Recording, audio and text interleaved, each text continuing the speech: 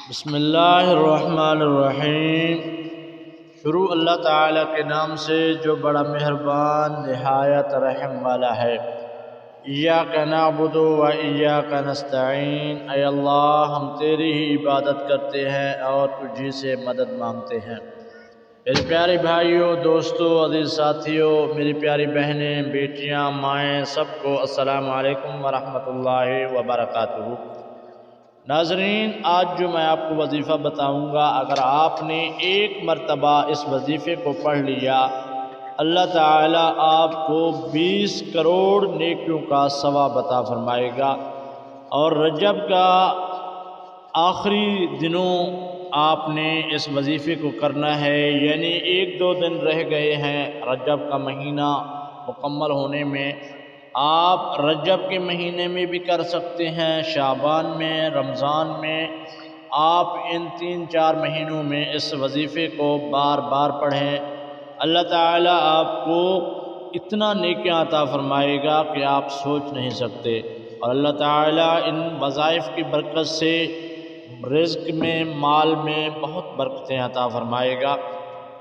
آج کی ویڈیو میں اس کا طریقہ بتایا جائے گا، اور کون سی وہ تسبیح ہے جس کے پڑھنے سے 20 کروڑ نیکیاں ملتی ہیں۔ آج کی اس مکمل ویڈیو میں آپ کو تفصیل کے ساتھ بتایا جائے گا۔ اس سے پہلے آپ سے چھوٹی سی گزارش ہے، اگر آپ ہمارے چینل پر نئے ہیں تو چینل کو سبسکرائب لازم کریں، ویڈیو کو لائک بھی کر دیں، کامنٹ میں اپنا قیمتی رائے ضرور دے کر جانا۔ اگر آپ بھی ہماری دعا میں اپنا نام شامل کروانا چاہتے ہیں، صبح کی نماز کے بعد درس قرآن، درس حدیث کے بعد دعا ہوتا ہے، تو کامنٹ میں اپنا نام اور اپنا مقصد بھی لکھیں، جس کے لیے آپ کو آپ کا نام دعا میں شامل کر کے دعا آپ کے لیے کیا جائے۔ تو چلیے آپ کو وظیفہ بتاتے ہیں۔ سب سے پہلے آپ نے نماز کی پابندی کرنی ہے، نماز 5 وقت آپ نے ادا کرنا ہے، اور آپ نے نماز فجر کے بعد یا نماز عشاء کے بعد آپ نے اس تسبیح کو 1 دفعہ لازم ہی پڑھ لینا ہے۔ تو انشاءاللہ روزانہ آپ نے لگاتار اس کو پڑھنا ہے۔ اس کی برکت سے اللہ تعالیٰ آپ کے مال میں، رزق میں، ہر چیز میں برکتیں عطا فرمائے گا۔